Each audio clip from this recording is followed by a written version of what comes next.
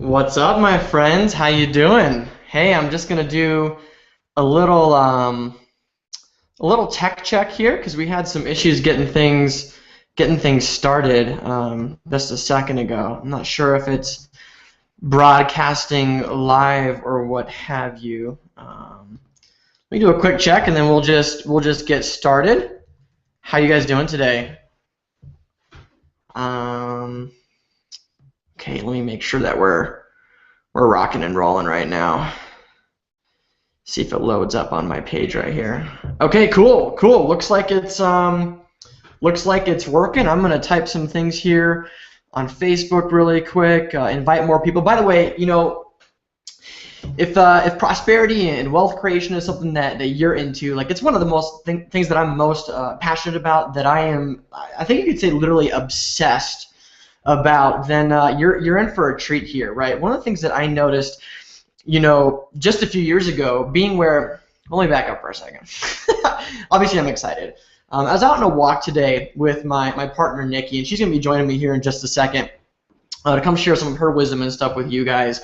We were on a walk earlier today with our little guy, Zeus, our little puppy French bulldog. He's just adorable, right? And I was talking to Nikki, and I was like, isn't it interesting how the conversations that we were having when we first got together 3 years ago consist of the same exact stuff that we're actually living and experiencing right now. You ready, babe? Yeah. Okay, cool. Let me give you this chair.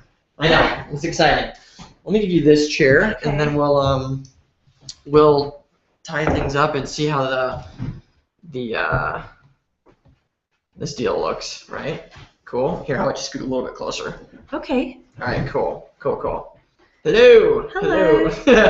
So Nikki and I, right, my beloved partner Nikki, we were out on a little walk today, and I was just remarking about how amazing it is that the conversations we were having just a few years ago are actually already manifesting themselves, right? And it's really amazing just to see that the stuff that you're talking about right now, the stuff that you're thinking about right now, you can almost guarantee that that's exactly where you will be in 5 years, right? We had the experience talking to one of our mentors, one of our friends, Darren Little, right? I don't know if he's watching or not, but Darren, what's up if you are? And he told us about this experience that he had early on in his entrepreneurial career, where one of his mentors, was talking to him about wealth creation and prosperity and creating success and abundance no matter where you are. And he said, Darren, I promise you one thing. The stuff that you're talking about right now, 5 years from now, that will be you. And he had this sort of like a flashback or like a flash forward, I don't know, kind of experience. And you might actually experience something like that during this quick little hangout today, where we're going to be talking about some stuff that may shake the absolute foundation of what you see or believe is possible when it comes to wealth creation and prosperity. And you might see what Darren saw. I think he told us when he was 30 years old. He saw himself when he was 35, and he had this almost, just vivid and is visceral a word? Visceral? I don't know. Very just powerful sensation throughout his entire body that really illustrated, and he could almost see himself in the future living with millions of dollars, making his first $1 million in business. Are comments enabled, by the way? I could not get comments enabled. Okay. So maybe it's just, I'm just going to ask people anyway. Like, I'm curious if you, who's watching this, maybe you've had that vision. I know I have, like that sense of I'm going to be a millionaire through your body, or just like visualizing it, having a greater life for yourself. So maybe you just raise your hand at home. You're like, yes, that's me. Well, I know that we have some teammates that are watching, so Yeah. perhaps you could start a little thread in the Facebook group, and sure. They can interact there, right? If you're a guest on this hangout, welcome. This is the kind of stuff that we do every single week with our group. We just thought we would change it up this week, invite the public, and kind of take a look behind the scenes of what we're doing to cultivate greater community with the group that we're working with, and also, to coach them on having greater prosperity. And what's really cool is like when I look at our team and I see what they're doing with their lives after joining the team and applying some of the stuff that we talk about, is like we have one teammate that's swimming with dolphins right now. We have 3 of our leaders that are traveling around the world, coaching and like sharing their gift and doing what they love. We've just seen so many people transform and be able to, get paid to be themselves and do what they love. Mm-hmm. And I'm looking at our thread right now. Okay, cool. So Dennis is here. What's up, Dennis? Sandy, of course. Sandy is in France right now, and she is awesome. We're so lucky to have her. Lori's here. She raised her hand. Yes, I'm gonna be a millionaire. Awesome. And there's probably some people who are confused and they're trying to like get on the team call line right now, which is what we usually do. Yeah. But some people don't check their email right away. You know, this is kind of like a last minute thing. We just like it is a last minute thing. That's and that's actually a good tip for businesses is that. That piece about being present because things can change at any moment, and while we are consistently doing these calls for our team every week, it might change. It might be a hangout one day, it might be a call another day. So I know we'll have more people joining us, but I don't know if you mentioned about ourselves, like if for the people who maybe don't know us very well, is that we aren't at 7 figures yet, but we've made 6 figures, and it's interesting how much our perception has changed about money as we've embarked on this path to create more prosperity for ourselves, more wealth for ourselves. And just in creating that, it's really illuminated, it's like from the other side of the poverty fence, it's like really illuminated in a stronger way some of those like darker subconscious thoughts that people have about money and prosperity. So we're here today to help support our team further, as well as support the public and the general community, help you guys out, because I know that there's just so many people like you've been seeing on Facebook, Abram, that have all these like weird thoughts about money and prosperity. And the interesting thing is that a lot of times it's almost like you might be one of those people that thinks, oh, I think abundantly, like I'm one of those people that like is grateful for my life, and I have good friends, and I just I love my life. You tell yourself that, and we're not dismissing that by any means, but I actually want to illustrate just one example of somebody that we saw in the last few days that I actually didn't really know about him, but maybe you've heard of Floyd Mayweather. Okay, he is a boxer that made like $36 million. $70 million in one fight. Well, on the back end, when you totaled like on the network or whatever, people watching him, it was like $70 million in one night, 76 million. And when you broke it down to like how much that is per minute, it's like this obscene, ridiculous amount. So and I've heard the name, but I never investigated him until I just have all these people in my network. Now I'm friends with like a mixed martial arts fighter and like a few other people that are in martial arts, and they're also into this this boxing thing. And so it was buzzing around Facebook, and I decided I'm going to look him up. And one of the things that he gets flack for is flaunting his money. Okay, so here's the interesting thing. I'm going to show you, because I don't want to distract people and have them go. Let's see if you guys can see this off of my screen. Okay, so this is him flaunting a bank deposit of like $1 million, I think. This is a $6.4 million watch collection. Okay. This is funny. He's wrapping his iPod speakers around his headphones. His headphones around cash. And he says it's music to his ears. Money is music to my ears. Okay. Let's see here. $500,000 in blackjack money. Okay. There's one other one that really.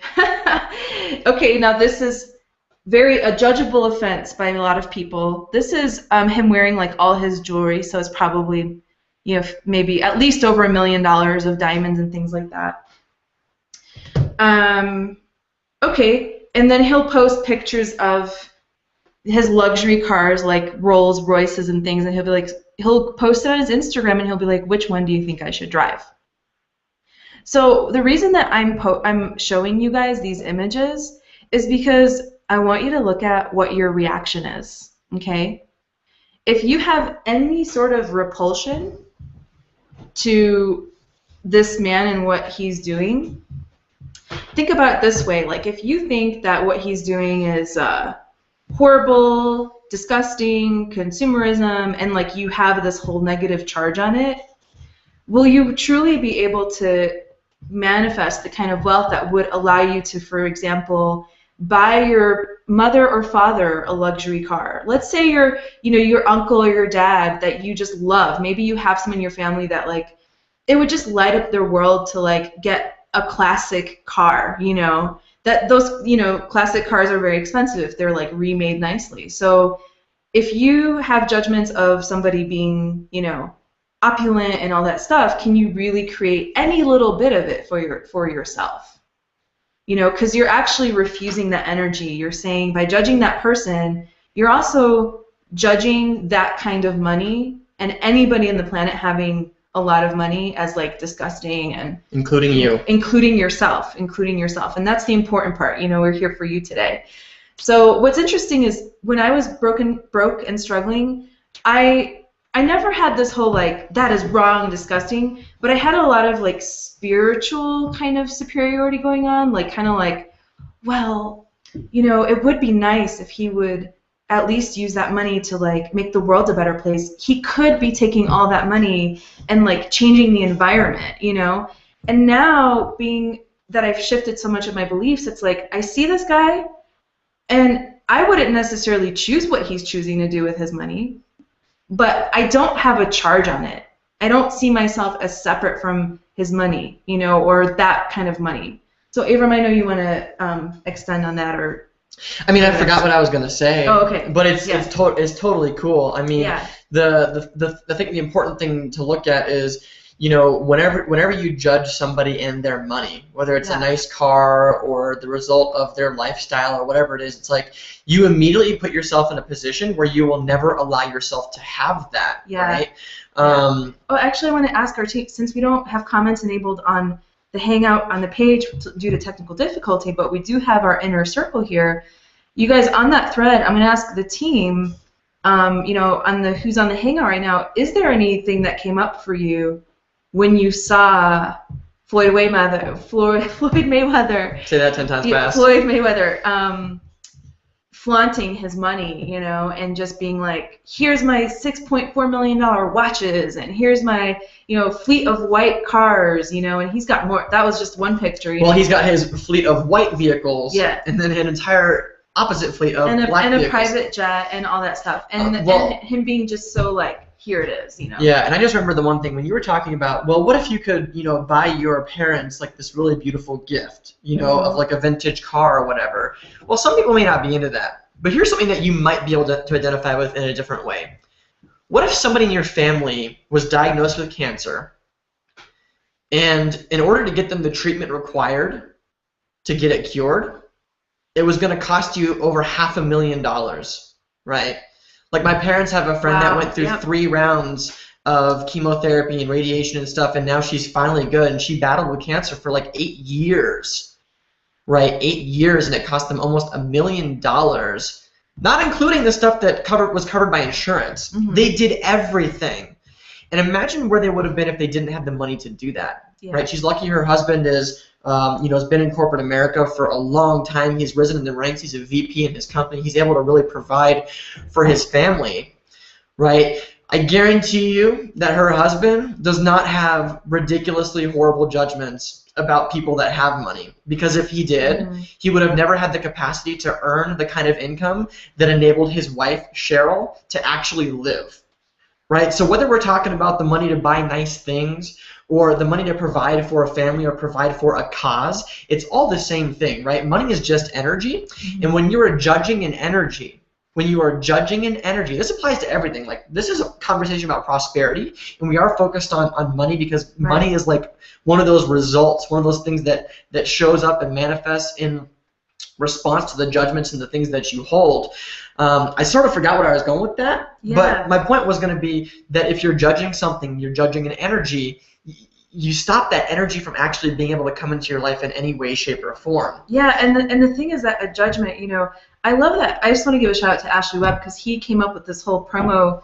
When he posted the link for this hangout, it had like Dumbledore in it, and I actually like copied some of that and used some of his copy, and there was let me see that quote on that picture.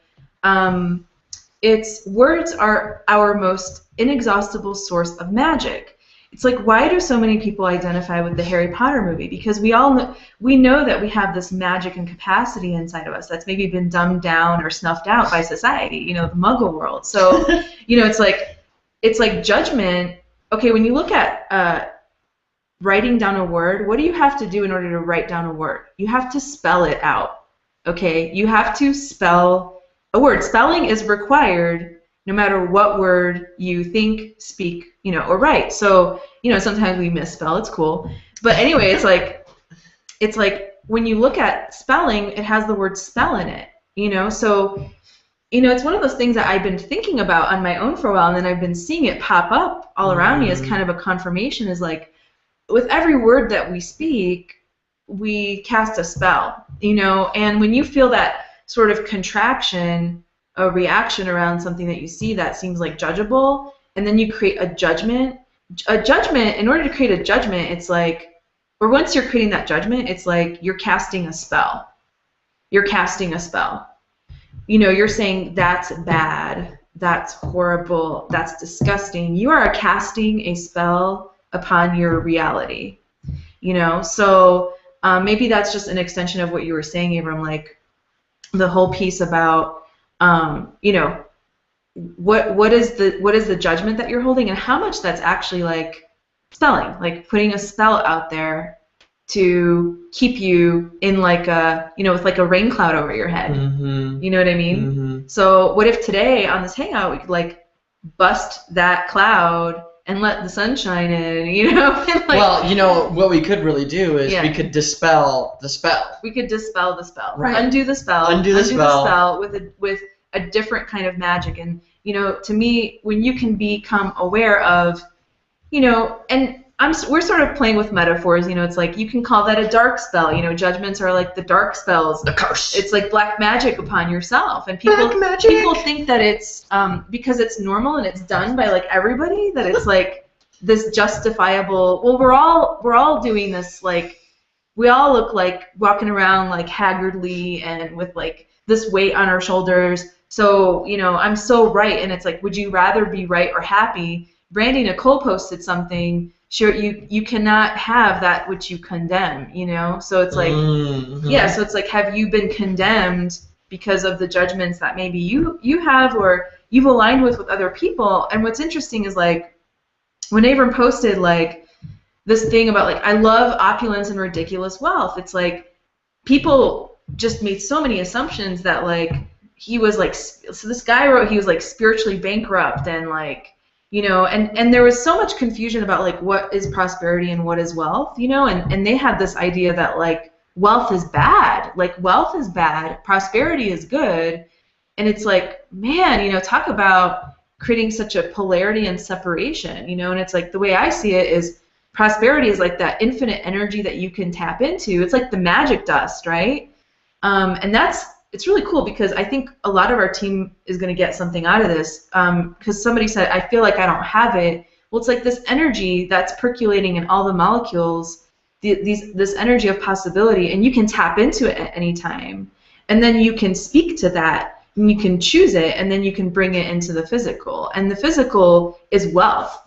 So some would say, well, wealth is finite, it's not worth it. Well, it's like, okay, that's really funny. Like, it's like, well, do you want to not be able to have the surgery that you need when you need it, And, what if people, it's like the same people that say this earth is like a playground, and they're posting all these like spiritual pictures from like, there's like this fan page called Earth Porn, and it's like, look at this magnificence, and like, the earth is our playground, and like, we're meant to fulfill our purpose, and oh, I just want to live the magnificence of me. And then you start talking about money, and it's like, bad.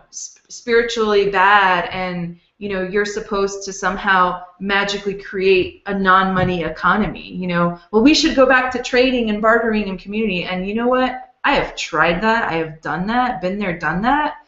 And there was still a lot of poverty consciousness. It's the same thing. It's the same exact thing. Different costume. Same power games, you know, same, you know, it's like, so it's like, really, what if the world is your oyster?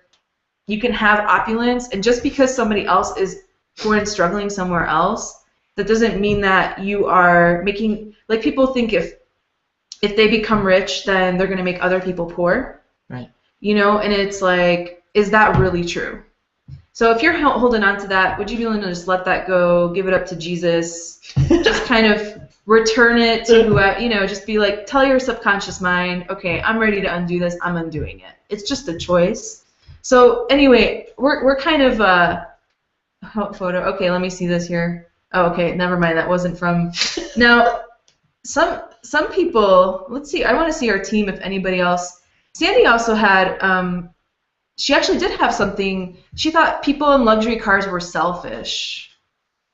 That's right. People in luxury cars were selfish.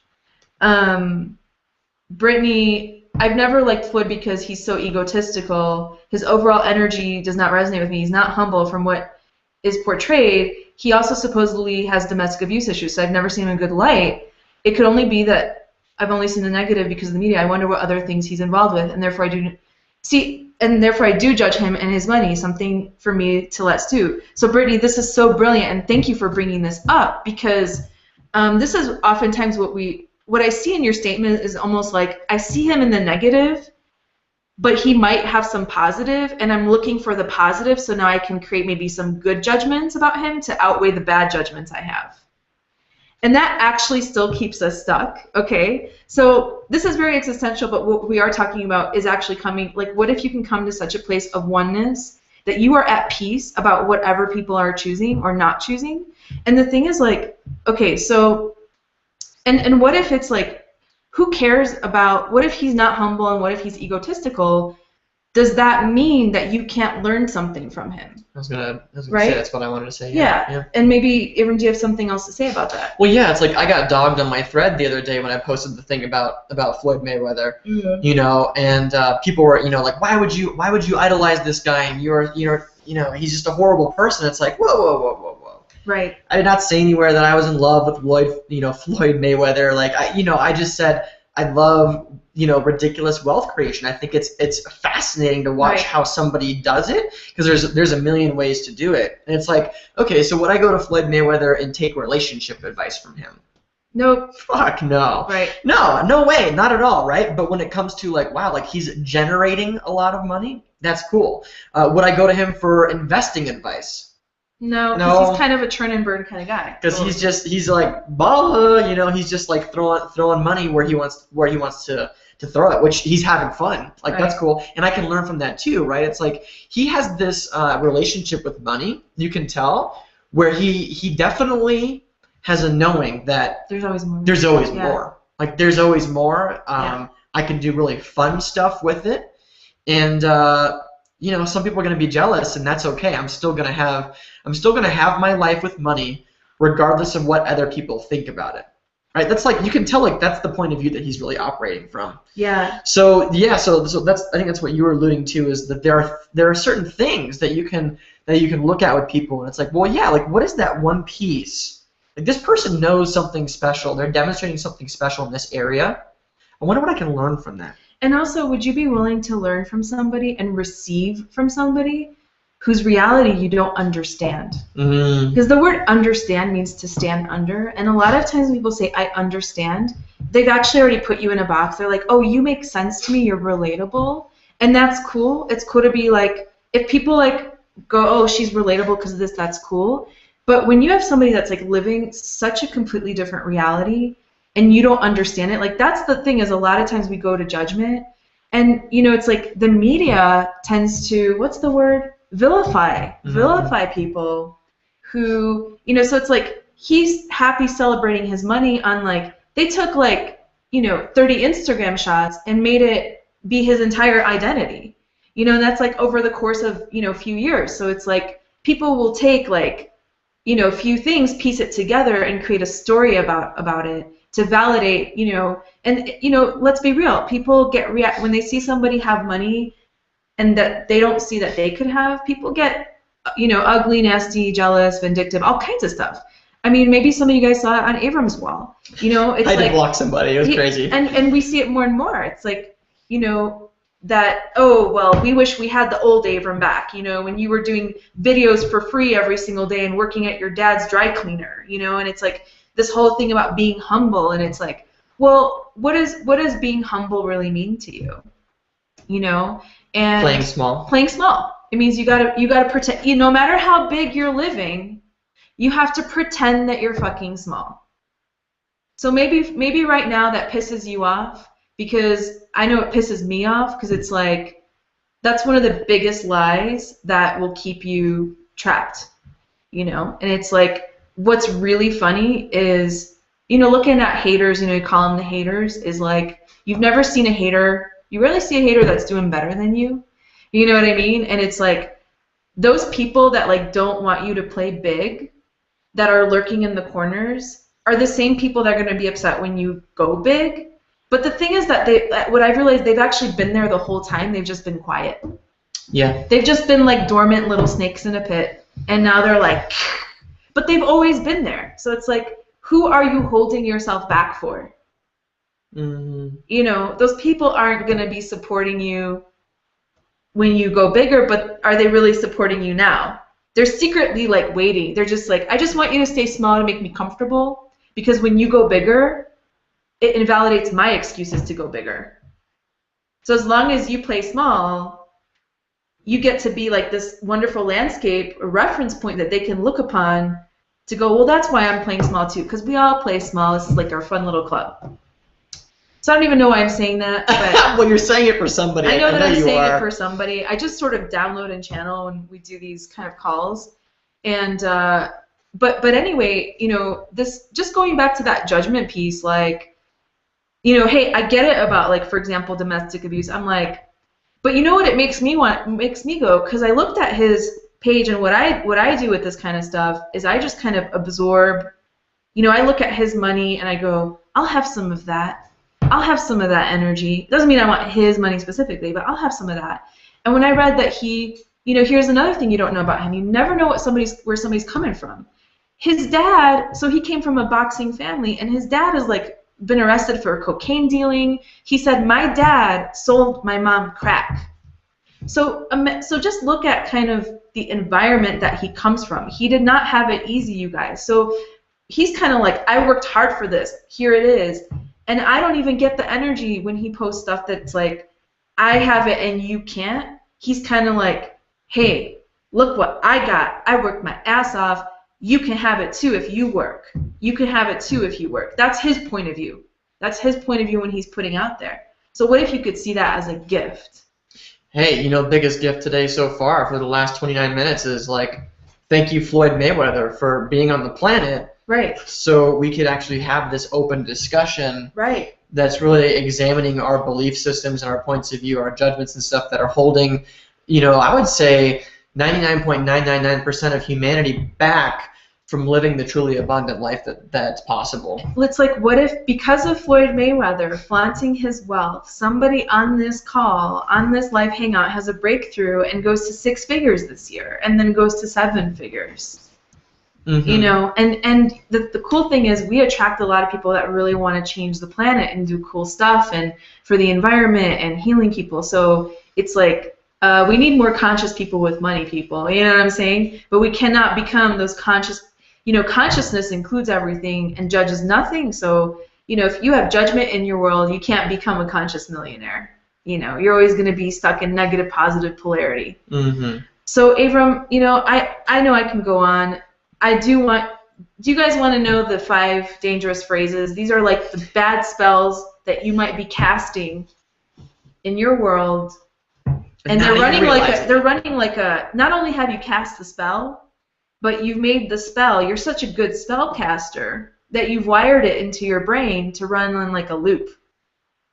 Okay, so it's like always running. Okay, so what would you guys like to undo some spells? Let us know in the group.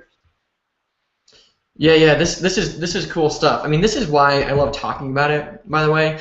And I'll give you guys one of my personal secrets, and I'd be willing to bet that Nikki's gonna back me up on this one, even though she has no idea what I'm gonna say. But I'm just gonna put it out there.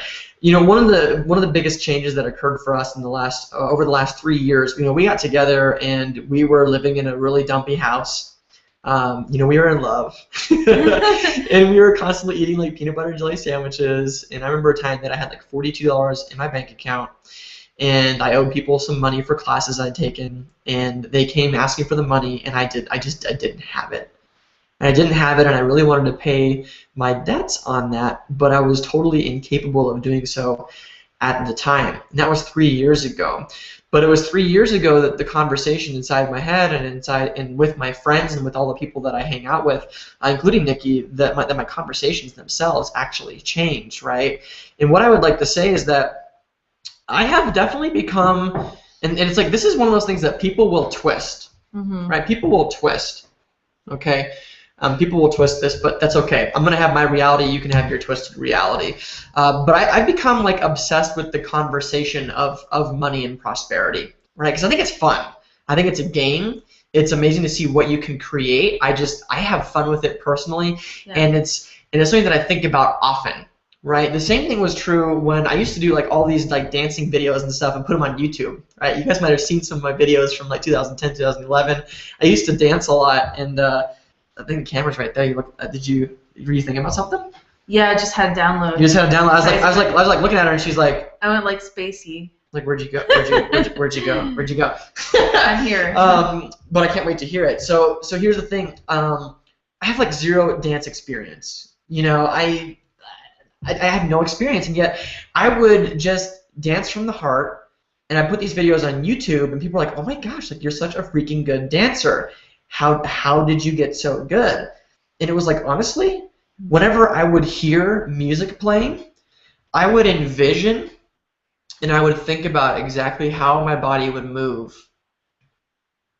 to the pulse of the beat, right? All the time, right? So when I'd be at work at my dad's dry cleaner, the Mexicans that I was working with, they would always have the radio on, and I would hear the songs, and I'd always be envisioning how I would dance to them.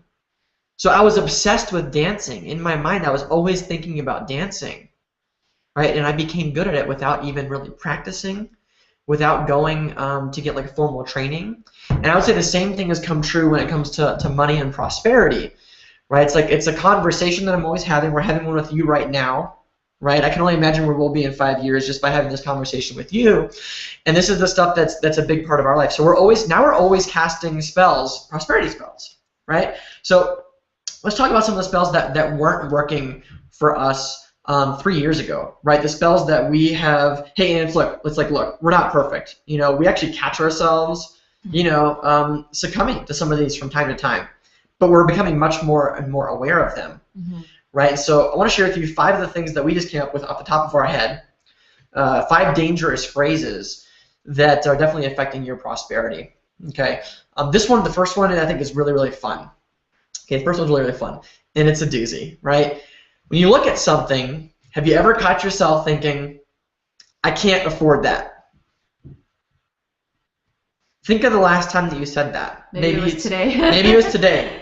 Maybe it was when you're looking at joining us at the next event in New Orleans. You're like, I can't afford that. Maybe it's when you went shopping for some clothes. Right? Yeah. Maybe it's when, we ask you, guys, do you want to be successful with our Empower Network system? Right. Yeah. By the way, if you're not with us, just click the button below and get with us, right? Join the prosperity train. We'll teach you guys how to make a lot of money on the internet. If you listen and you apply it, you get your butt to work, right? And that's not a guarantee in any way, shape, or form that you'll do it, because most people are just lazy. But it's a guarantee that you can have the same tools available that we had. So if you're not in, get in. If you're not all in, get all in, right? And you might be thinking, well, Abram, I can't afford that. I can't afford that. I can't afford to buy the products and the stuff that you guys have that will absolutely change my life. I can't afford that.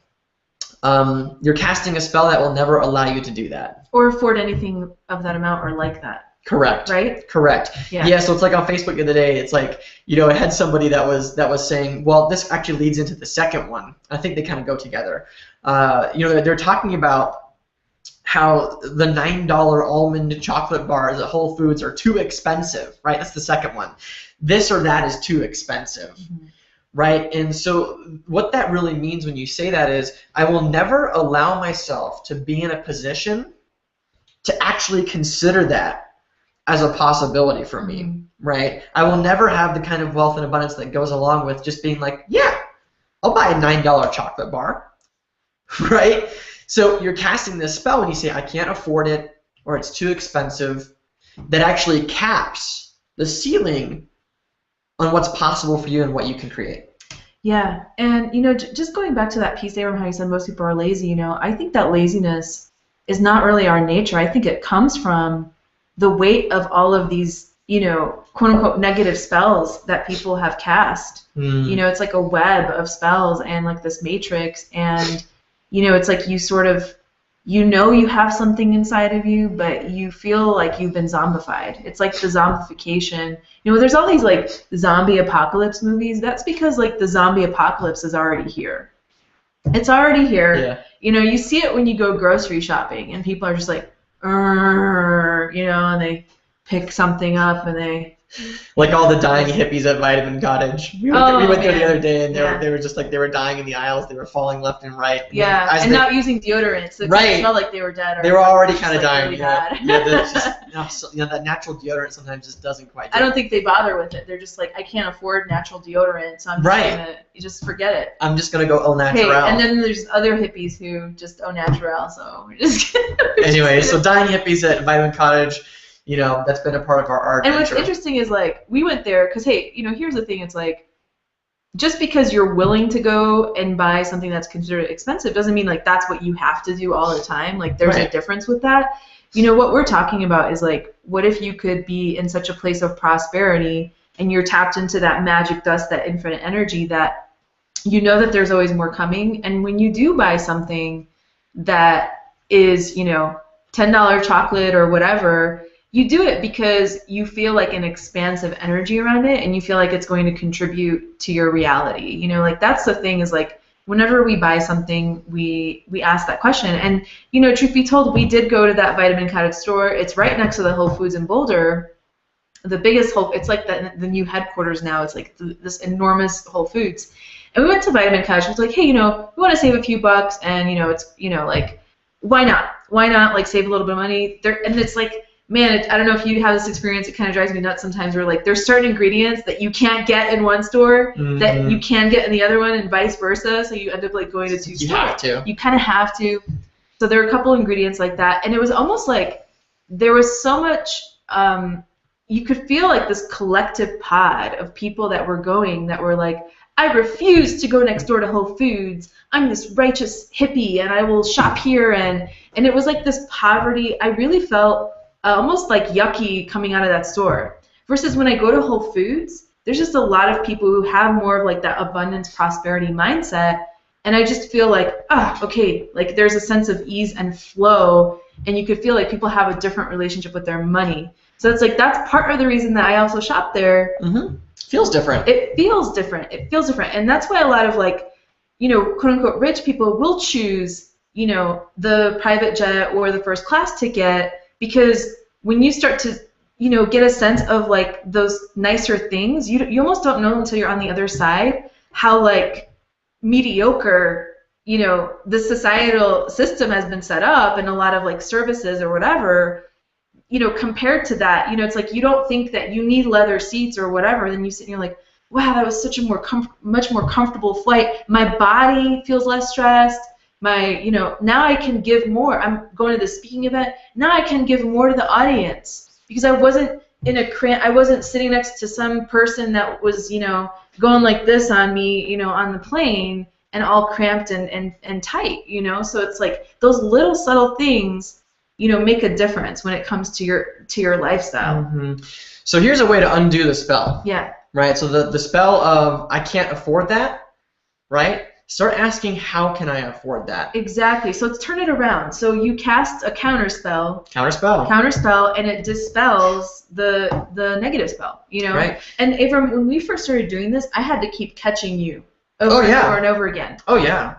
You'd go, I can't, and I'd be like, I know what you're going to say. Stop it. Well, let's be real. Yeah. I mean, it even happened recently when we got approached to go to this mastermind. Okay. That was going to cost us almost $20,000. Oh, yeah, okay. You know, it's like the initial reaction was, I don't know if we can afford this. And then we went, can we afford it? And it was really funny how all the money showed up within like a week. And then we went, week. how can we afford it? And then it showed up in a week. Crazy, right? Right. Yeah, so here's the thing too, guys. You know, it's like you can cast a counter spell, like, how can I afford this? Yeah. Or that? And it may actually be all that's required to really change it. But here's the thing. If you've been casting spell after spell after spell after spell after spell of, I can't afford that, it might take some repetition of you casting new counter spells of how can I afford this, that will help undo and unravel all the negative damage you've created in terms of building your prosperity. Building your prosperity. Here's the next one, right? What's the counterspell for it's too expensive or that's so expensive? Right. Here's the counterspell for that. Based on what? Or that's too expensive based on whose perspective? Right. Yeah. Right. That's brilliant. You know, it's like our new friend Floyd Mayweather, right? It's like the stuff that you say is too expensive. What would he say about it? Not the same thing, right? It's like so it's too expensive based on whose reality? You know, is it your reality? Really? Or is it like somebody else's, right? Often we like to what do you call it? Entrain to like other people's realities, but you don't have to do that. Right. Right? It's like, are you a different person now than who you are about to become? I would say yeah, because like we're always changing, right?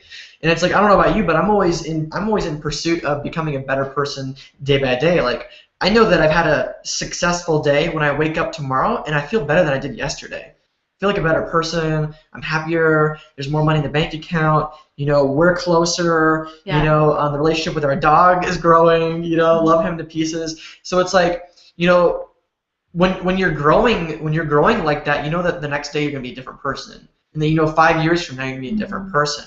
Is that person 5 years from now, would they say the same thing like, well, that's too expensive? Right.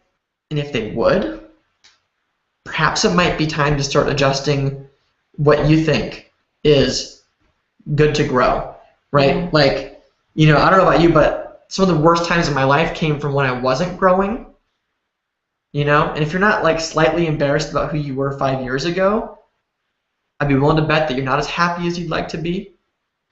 I'd be willing to bet that you're not growing as fast as your being would like to grow. Well, and when I say slightly embarrassed, when you say slightly embarrassed, it's like I don't want people to judge themselves. So for me, it's like from a humorous standpoint, like I look back and I'm like, wow, I was really stupid to move in with that crazy guy that was like Dr. Judge. You know what I'm saying? Like when I look at like my past relationships, I'm like, whoa, that's such a huge shift and stuff. So I mean, I saw a video of me from like 3 years ago interviewing somebody, and I was like, wow, like that is hilarious. Yeah. Hilarious. So yeah, exactly. So those are the first two things. Did you want to move to the next one? Or? Well, what I just realized, it just came to me a different way. Wherever you say this is too expensive is where you have placed your financial thermostat. Mm-hmm. So we all can have this like financial thermostat, and maybe it's like at $1,000 a month or $2,000 a month, or maybe it's $100 a month, you know, like how much you'll allow yourself to receive. So if you look at like a thermostat, when you set it at like 70 degrees, and when, you know, the temperature goes down, you know, to 60 below that, the thermostat kicks up, and then it sets at 70 degrees. Gets it back to there. And then it kind of just coasts and like stays there, right? It's not going to go above 70. But if it does go above 70, then it kicks on, and then it pushes it back down. The air conditioning would kick down, right? Correct. Exactly, to kick it back down to 70. I know some people are like, air conditioning, I can't even afford that. But anyway, you guys get the metaphor. You guys get the metaphor. It's like it's that 70-degree spot, you know. So we do the same thing with money on a subconscious level. So wherever you say it's too expensive, that's like where you've set your thermostat. So if you notice, like, you might have that thing where it's like, it's maybe this amount, and anytime you go like above that, emergencies happen, and now you're back to that point. And then anytime you go below that, all of a sudden, like, things like you go into like a panic, and now, oh my God, I gotta like create money again, and you get back to that same point.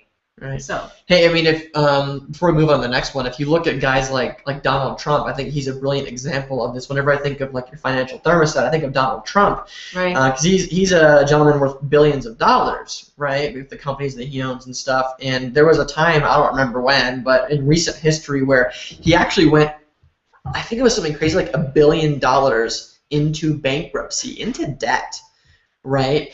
And it was only a few years before he bounced back to billions of dollars positive. Yeah. Billions, right? Why? Because his financial thermostat is set for billions. No matter what happens, it's going to crank him back up to where he was, even if he loses all of his money. Like, that's the really cool thing about having a thermostat that's set above zero, right? It's set above zero is because you actually don't have to worry about money ever. And maybe you can we're not going to do it on this hangout, but I know we've got a lot of people that know how to visualize and meditate. Like, what if you did a meditation where you just imagine turning up your thermostat to where you want it to be? Turn it up. Look at where it's at, per month. Look at where it's at per month, and then crank it up another notch. Don't go from, if it's at 1,000 a month, don't go to 1 billion a month. I just don't recommend that, because it's almost like you could fry yourself out. I mean, if you really want to do it, go ahead and do it. You could break the system. But it's like, is that really what you want to put yourself through? I know whenever I've been like, I need to like be a millionaire tomorrow, and like grow it's like I end up getting sick. My body's just not ready to go there. It's like, what if you became kindness with prosperity and money, and as a kindness to yourself? And I'm not saying it has to be linear like a ladder and that you can't take jumps or quantum leaps, but if you're going to make a jump, don't go make a jump beyond what you're ready for, like remotely ready for. I just don't recommend that. But anyway. Well, when we went from $8,000 in 1 month to $44,000 in a month, we kind of hit our head on the ceiling. You got pretty sick. She was down literally bedridden one day. Yeah, for 2 days. 2 weeks. For 2 weeks, like we were moving into a new house. I'm like inviting friends over to help pack up the house because she's sick. But that's what happened when we took our quantum leap. Yeah. That's like one of those like quote unquote dangers. So it is possible. Yeah. It's like ultimately like we were okay. Yeah, exactly. So I think the same thing. Counterspell for it's too expensive. What if you went? First of all, is that expensive thing something that you maybe desire? Like I think usually when we say that's too expensive, it's usually something that you're approaching and you're like, man, I really want to go on this trip, and then you look at it and go, it's too expensive. Sure. So what if instead you went, wow, that looks really expansive. Right? Because expansive means like expanding your reality, just expanding energy. That looks really expansive. And then start asking those questions like, what would it take to be able to afford this? Mm-hmm. What's required for me to be and do to afford this with ease, Sure. How can I afford this? We want to keep the question simple. You can always elaborate, but okay, and maybe you even say, I'm about to say it's too expensive. Cancel that spell. Isn't that expansive? Isn't this expansive?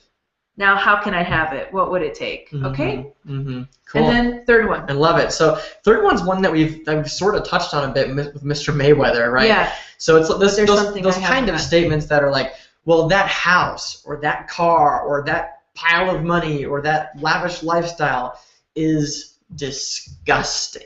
It's disgusting. It's puke-worthy. It's consumerism at its worst. It's so wasteful, right? Yeah. So bad spell. What I had a download about that when I spaced out and you were like, "What's going on?" is I had a flashback to when I went to oh my gosh, the Notre Dame Church in France. I think it's in Italy. Guys, it's been so long since I've been into like religion that it's the in Italy, what's the famous like church that everybody? It's right next to the Vatican. Okay, I went to so I'm sorry, it wasn't the church in France, but that was definitely had its opulence too. But in the Vatican, there is. I feel so like, what is the church, you guys? Come on, my fellow travelers. What is the church that's like got like gold and marble just like flowing all over the church, right? I mean, you walk in and it's like. You actually, I don't even know if they can like the Sistine Chapel or something? It's not the Sistine, that's just a part. The Sistine, it's just guys, help us out. Help us out. Comment. What is it? What is this damn thing? Driving us nuts. What is this damn thing? Bail us out. Bail us out. Bail us out. They're leaving us. Some people are like, they're Googling it. They're leaving us for dead. Oh my gosh. Oh my gosh. Well, anyway. Well, please tell me if you can remember what this in Italy, in the Vatican. So the Vatican is right next to Rome, and or it's in Rome. I don't know. It's like it's like the most opulent. I mean. Well, just get to it. Okay. Well, that's what I'm saying. Is when I walked in there, and I was I went on a school trip when I was 16, and I walked in there, and I was like, I don't even think they can put a value and evaluation on it. And I believe it was built in the Middle Ages. Because there's so much old world like gold and marble and gold and gems, and that it's almost like you can't. It's almost like priceless. Like you can't even. It's just can't even possibly put a value on it. It's just outrageous. I mean, I could be wrong about this, but I just remember like when I was like, well, how much is this thing? You know, Sandy Levesque is flummoxed. Okay, so it's like I just remember. You know, because I grew up Catholic, and I remember going in there, and I'm like, this is so fucking weird, because the message of the church is like the piousness and the poor shall inherit the earth. They've been saying that for a long time, and the poor ain't hadn't inherited the earth. Okay, so I just think that's really funny. But it's like this whole meek and humble thing, and yet like the Vatican has so much opulence, right? And the popes, if you've ever researched like anything about the popes, it was like there's this whole like separation of wealth where they were living so opulently, so rich, and I walked in there and I was like, this is disgusting. This is disgusting. This was built on the backs of like slaves, like people, like they really like raped, you know, the earth, and raped, you know, duped all the people to think it's better to be poor. But let's all dump our money into this representation of God and Jesus, and all the wealth into this representation of God and Jesus. And the priests will all live there, and the popes will all live. You know, it's like I just remember being like, this is so fucked up. Like this is really disgusting. You know, so I just look at like how far back that point of view or that judgment goes in history. Because you know, I don't know if you believe in past lives. Because I personally do, and it's like, how many lifetimes, maybe you were a slave in some lifetime, and you looked at that, you know, you were being taken advantage of, and you're like, this is stupid, and that I'll never be that wealthy again, because if you think if you are going to be wealthy, you're going to be like one of those people that's like raping and pillaging resources from people, you know? Mm-hmm. And so, you know, if that's something that's going on for you, would you be willing to let that go? And even if you don't believe in past lives, one thing that you could look at the possibility of is how thought forms and those spells and judgments, they get passed down from generation to generation to generation. It's almost like potentially on the level of DNA. So would you be willing to kind of cast your spell, your words, to undo that? Undo those spells from the Middle Ages or the Dark Ages or whatever that is, you know, where you know it was like all the men or all the money belonged to the men, you know, whether they were men in power through religion or men in power in another way, and the women were just accessories, you know, and it's like that was disgusting, you know, and maybe you were one of those people, and then you're like, I'll never be that again. And that's why a lot of times people hold on to the judgment, because they think if I let that go, I'm going to become like the opposite.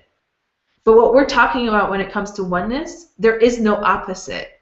You become aware of the negative and positive, and you're able to choose what works for you in the moment, but you are not ruled by it anymore. Yeah, somebody's having a breakthrough right now. Like, I can feel it. Yeah. I can feel it because people are like, I just feel like stuff is like, it's just dissipating. You're saying something that's really setting people free. So I think, I think it is the St. Peters Basilica Church. Sandy just sent it to me. I clicked on the link and somebody wrote, "Stunning, showy, shiny, opulent St. Peter's is the ultimate church of bling bling." yeah. So it is the church of bling bling.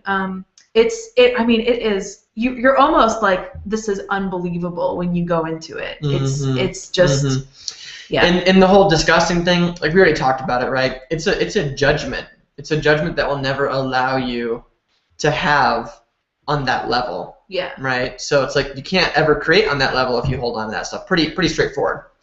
Right? Yeah. Pretty straightforward. Do you want to end with the bottom one or the fourth one? I think the fourth one could be the one that we end with, and then we do this one first. Yeah, we do that one first. Okay. I would never do like. Cool. Yeah. So this one's great. You know, again, the inspiration today, Floyd Mayweather. Thank you. So people look at guys like Floyd Mayweather and they go, I would never do that with my money. Right. I would never do that with my money. And, you know, it's just a different form, different costume, a sneaky thing that people fall prey to. You know, it's like what you're doing is you're judging the way that somebody else is being with the money. Right? And it's like, again, it caps your ability to even have the resources in the first place to do that. You know, it's like the gentleman that wanted to argue with me on Facebook, and I just stopped arguing, you know, and he just kind of kept going.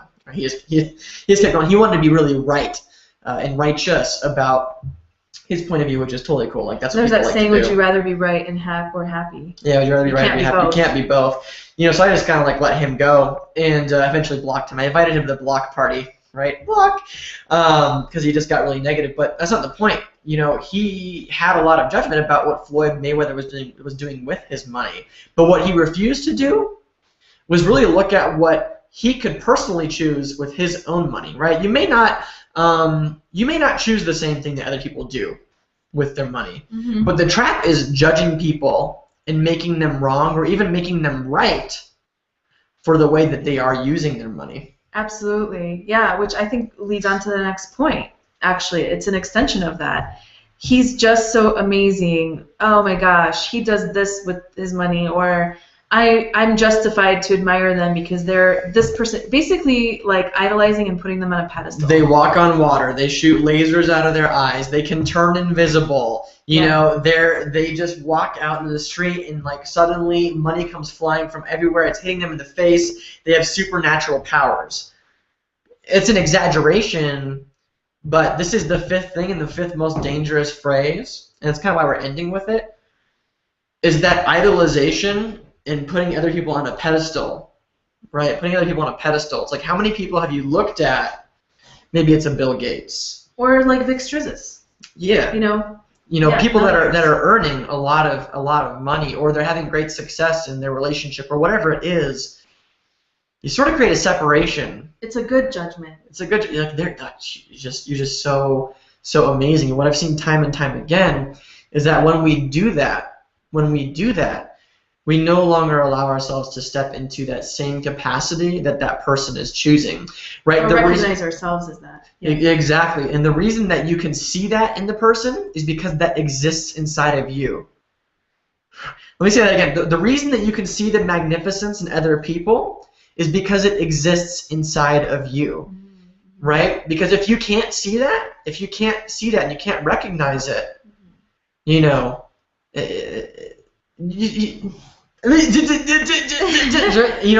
get what you're saying. I can't say it any other way, really.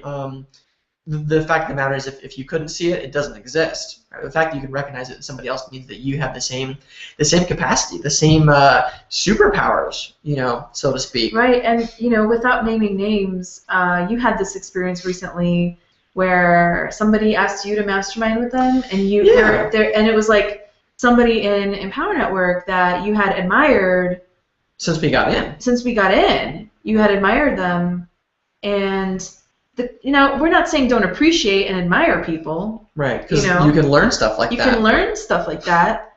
But when you become like, it's like that energy of almost like when you think about a fan to a celebrity, oh my gosh, just and it may not be as, that's an extreme version, but it's like. Well, here's the sneaky one. Yeah, sneaky. I could never do that. I could never do that. I could never. But I'm gonna sit here and admire them for doing it. Maybe some of their good juju magic will like rub off on me. And so this person actually asked Abram to mastermind with him, and he's like, Abram was like, oh, I'd be so excited, of course. And the other guy was like, really? You'd mastermind with me? And Abram was like, really? You'd ask me to? Really? Like they were just both like, oh my God, And it's like they both kind of realized that they had almost both like created this like subtle, very subtle separation of like you're over here and I'm over here, both doing amazing things. How much sooner? It's a good thing that they like. One of them had to get vulnerable enough to be willing to be like rejected. You know what I'm saying? To approach the other person, but that's the kind of stuff that like keeps you from like approaching people that might actually want to work with you, but like they don't know you want to work with them. Or maybe they'd love to mentor you, but they're not going to psychically just know to reach out to you, if you've been putting them on a pedestal. Yeah, does this make sense to people? Yeah. I mean, there's one of the things I admire about people is like, we have a few people that have just gotten started with us recently that came to the last event in Seattle, and you know who you are, and you weren't afraid to go and network and get to know leaders and people and mentors that could contribute something to you, right? And the funniest part is, in you approaching that person, you were actually being a contribution to them too. It's like we mentor a lot of people, and what most people don't realize is that for us, it's not about getting. It's not about getting. It's not about people think that it's like when you start earning a lot of income, especially with like our opportunity, that you only want to talk to people that are also earning an income. You only want to, blah blah blah, all this weird bullshit. But what most people don't realize is that the thing that fills us up at the end of the day is when we're able to pour life into people. Give a piece of advice when it's asked for, or say something that made an impact on somebody. What fills us up is getting that feedback when somebody approaches us and they're like, that was so amazing, this had this effect on me, or I'm so grateful, thank you, right? And so what people don't realize is that you even just showing up with your gratitude for somebody, it eliminates the pedestal, it brings you on the same level, and there's a mutual appreciation, right? There's like an exchange kind of going on. It's a simultaneous sort of thing. And you actually do have something valuable to offer, and it's your gratitude and appreciation for somebody. That's what we appreciate. That sort of came off the top of my head. I don't know why I said it, but I know that when I say stuff like that, it happens for a reason. Well, would you guys like to? I'm gonna show you guys another magical creature. Some of you already know. Can I get? Sure. Okay. You guys will want to see this. Okay, hold on. Yeah, and we're almost done. We're wrapping it up. Yeah, and while Nikki's going to get this thing, interesting. She's just playing last minute stuff on me. I don't even know what's going to happen. If you're watching this and you resonated, you enjoyed what we had to talk about today, if you're looking for a way to increase your financial thermostat, if you've been struggling in a 9-to-5, not sure how to get out, if you're looking at a way to take what you're passionate about and turn it into an extra stream of income, any of that stuff, you're welcome to join us in our mastermind, right? There's a button below this video. You can click that button. You can become a part of our mastermind here at Team Have It All. Whether that's working directly with Nikki and I, or the person who invited you to this hangout today. We appreciate you for coming, and we also welcome you now to click the button below, join us, become a part of our family, so we can continue giving you stuff of value like this, world-rocking conversations that can absolutely change the future direction of what it is that you came here on this planet to live, right? So that's it, right? That's my invitation to you to come and join us. Click the button below, fill out the form, click enter, and you'll be a part of this growing family. Yay! Oh, hey! This is the magical creature I wanted to bring, and we actually cast some spells in order to have him show up too. Yeah, so it's like so cute. Saying hi to Daddy. Hi, buddy. Oh, yes. He's so excited. He's so excited. Yeah, if you can hear him snorting, his little French bulldog. Yeah. Yeah, so it's like really with the quote-unquote right spells, meaning spells that don't work against you, but spells that work for you, spelling words that work for you, you can really create anything.